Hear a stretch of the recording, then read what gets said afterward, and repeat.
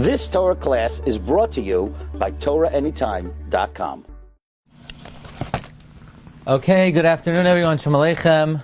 Baruchim haba, and welcome to the Orchos Chaim of the Rosh.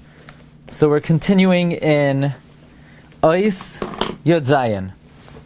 The Rosh says, Shelo yisoid besudas Orchos. Do not dine at a discretionary suda. Do not sit at a suda which is not a sudas mitzvah. You're going to, obviously it means you're allowed to eat 3 meals a day, but if you want to join with other people, one should only join with other people if it's a sudas mitzvah.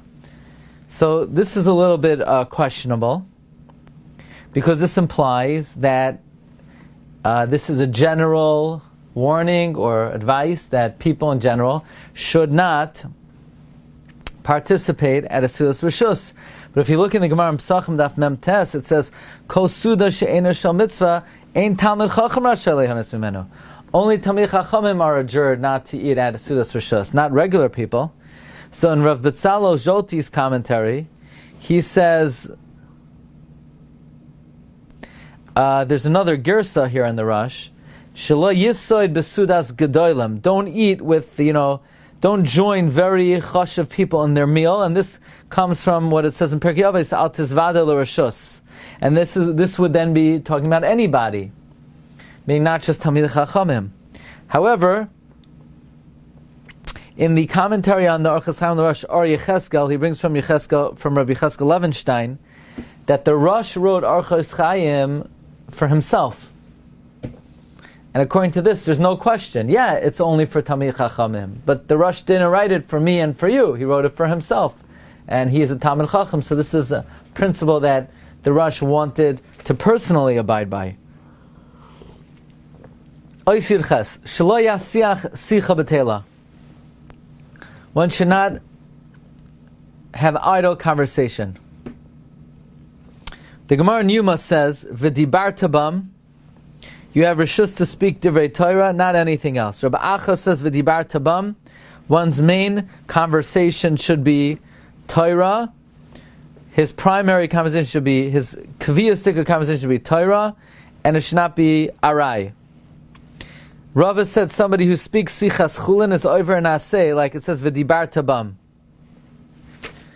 I believe I once saw from the Chazon Ish a shir of how much is considered a violation of this in terms of when a person's violating the mitzvah saseh.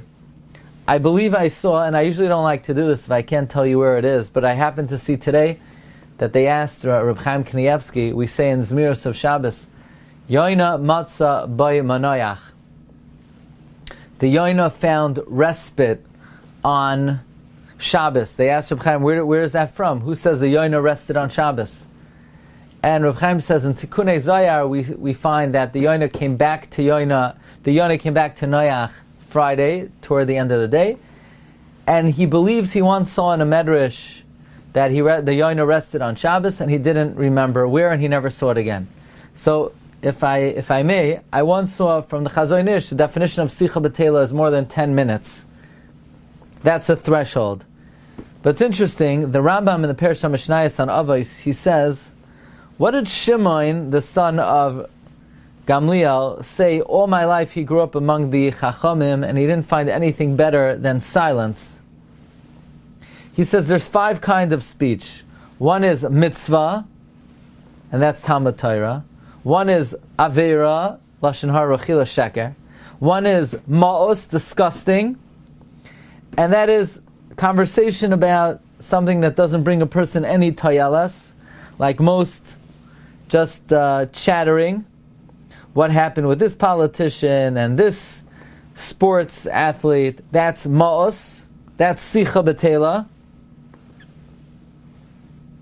That's what it means. Rav never spoke sicha b'teila. One is something which is not a mitzvah, but it's beloved. For example, to speak about the maila of chachma, chachamim, midos toivos, that's beloved. And then there's mutter. When it comes to bodily needs, to take care of things that you need to survive, that's mutter. And regarding this classification of speech, mutter, Rav Shimon Gamliel says that kol yomai godalti bein hachachamim v'lo matzasi laguf toiv mishtika. In other words, the healthiest practice is even to minimize speaking about tzarchei haguf. In fact, the Rambam says in Perush HaMishnayos, the Rambam writes in Hilchos Deos, Parak Beis Halacha Dalid. I remember Rav Miller quoted this. The Rambam says, "La'olam yarbe adam b'shtika."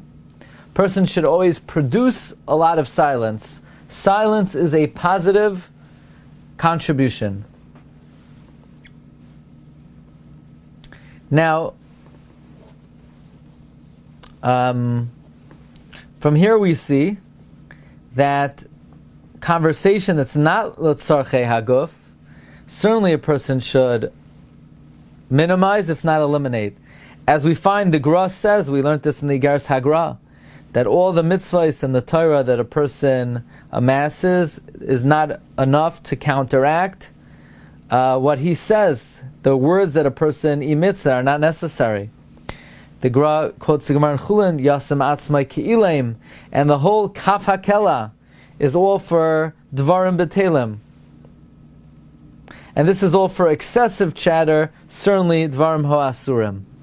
And Rav Goldberg points out that from here we see that even for a category of speech which is not outright asur, there could still be oynesh for. And on the contrary, even category of speech which is not outright a mitzvah, which is only, let's say, ohov, for example, praising chachma and midos toivos, that would also warrant reward.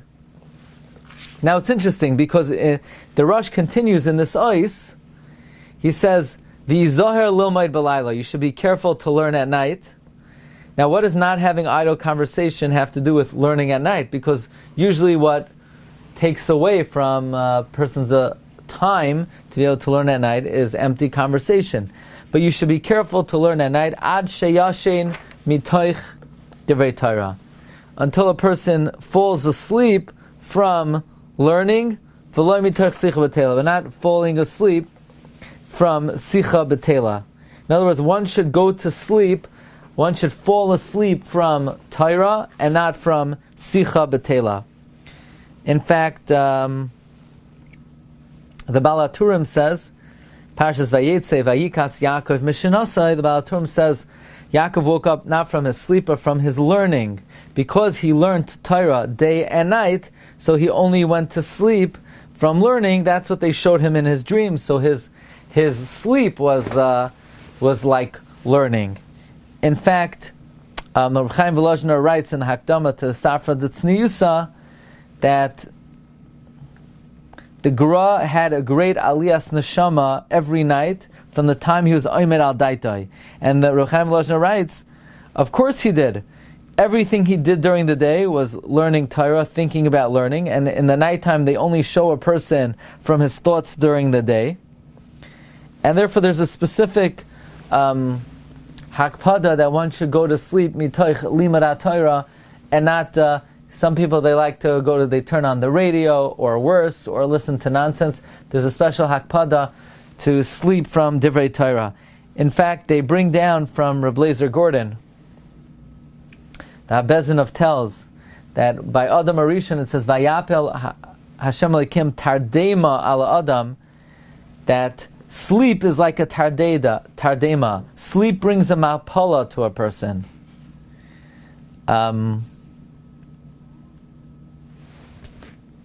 They once asked the Brisker Rav why he doesn't daven Vasikin. So the Brisker Rav says because he goes to sleep very late. So they said, well, you could go to sleep early and learn early. He says, yeah, but the problem is you don't close the Gemara. You have to fall asleep from learning. And until he does, it's very late. Now, the Rosh ends off that one should dafka not go to sleep mitoich dvarim b'telem. So the question is, isn't it enough to say you should learn at night until you fall asleep, so that you sleep mitoich divrei Torah? Why does he have to add v'loi mitoich sicha b'teila? The Gemara in Bracha says on Daf Yadalet, anyone who satisfies himself from divrei Torah in the nighttime and goes to sleep, they won't give him a besurais ra'is. So from the Rosh, it implies that not only is going to sleep from learning a Maila, but there's a Hakpada not to go to sleep from Dvarim B'Telem.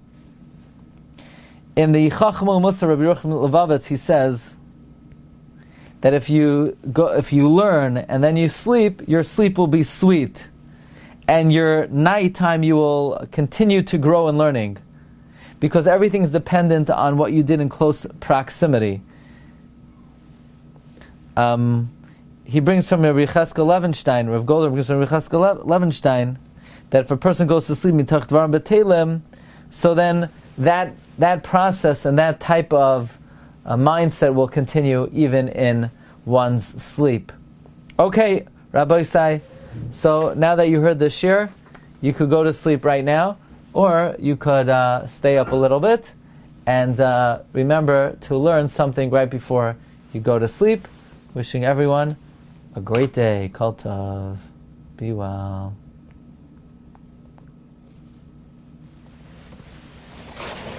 You've just experienced another Torah class brought to you by TorahAnytime.com.